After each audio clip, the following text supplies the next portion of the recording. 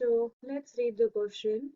Explain why the first half of the menstrual cycle is called the proliferative phase as well as the follicular phase. तो यहाँ पे जो हम की concept में लिखेंगे that is about the menstrual cycle. तो हम देखते हैं मेंस्ट्रुअल साइकिल में ये जो पहला फेज है उसको प्लोरिफरेटिव फेज और साथ ही उसको फॉलिकुलर फेज जो है वो क्यों कहा गया है। ठीक है, तो phases of menstrual cycle let's see. Menstrual cycle के फेजेस को हम 4 फेज में डिवाइड करेंगे।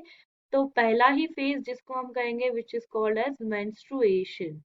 तो मेंस्ट्रुएशन मतलब ऐसा फेज इन शॉर्ट जहाँ पे ब्लड जो है वो डिस्कार्ड होता रहता है या फिर डिस्पोज होते रहता है through the uterus outside the body, जिसको आप मेंस्ट्रुएशन कहते हैं, जो टेंटेटिवली लास्ट करता है 1 to 5 days या फिर किसी किसी में 7 days भी ये होते चलता है होते रहता है, averagely 5 days। Okay, then second आता है, अब मेंस्ट्रुएशन जैसे खत्म हो गया 6th डे से, मान लो 6th डे से आएगा प्रोलिफरेटिव फेज। प्रोलिफरेटिव इसलिए कहा है या फिर फॉलिकुलर फेज इसलिए कहा है क्योंकि ओवरी का अगर आप रिकॉल करोगे स्ट्रक्चर, तो उसमें जो ओवरी में डेवलपमेंट होता रहता है, मान लो ये जो है प्राइमोडियल फॉलिकल है, देन किस जोन में ये primary follicle, then Graafian follicle and then Graafian follicle से बाहर आने वाला है, उसके अंदर जो डेवलप होता है एग।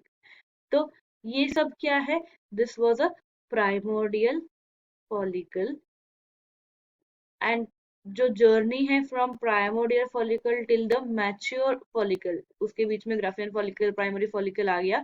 तो ये मैच्योर ग्राफियन फॉलिकल जब ओवुलेशन करता है वो 2 हार्मोनल कंट्रोल के अंडर जाता है। ये जो भी जर्नी है from primordial follicle to the mature follicle, this is under the hormone फॉलिनेटिंग हार्मोन। ठीक है, FSH हार्मोन।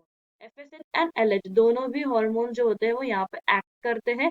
और साथ ही और एक काम FSH क्या करेगा, एक तो फॉलिकल को डेवलपमेंट भी करेगा, ग्रोथ भी करेगा, साथ ही ये जो ग्रोइंग फॉलिकल है ये ईस्ट्रोजन हार्मोन जो है वो सिक्रीट करता है। Under the effect of LH उसके अंदर का जो ओवम है वो बाहर आ जाएगा, जिसको कहते हैं हम ओव्यूलेशन। ओके, तो इसकी वजह से फॉलिकुलर फेज है, फिर प्रोलिफरेट हो रहा है, डिवाइड होके बढ़ता जा रहा है, ग्रोथ हो रहा है, फॉलिकल जो है वो ग्रो हो रहा है, इसलिए उसको प्रोलिफरेट या फिर फॉलिकुलर फेज कहा जाता है।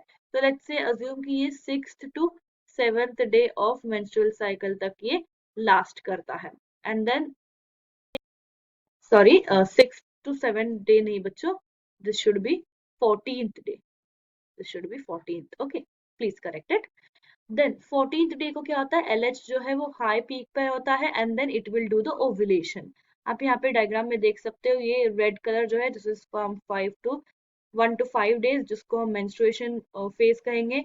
Then from 6th to 14th day ये हो गया है फॉलिकुलर फेज, जहां पे जैसे मैंने पहले आपको समझाया फॉलिक्यूल जो है वो डेवलप होंगे एंड जैसे ही फॉलिकल डेवलप हो गया when the FSH and LH are at the peak, ये आप हार्मोनल लेवल देख सकते हो FSH एंड LH का। इसके LH के जब सर्ज हो जाती है, पीक पे आ जाता है, तब फॉलिकल से ओवम बाहर आएगा and there will be ovulation.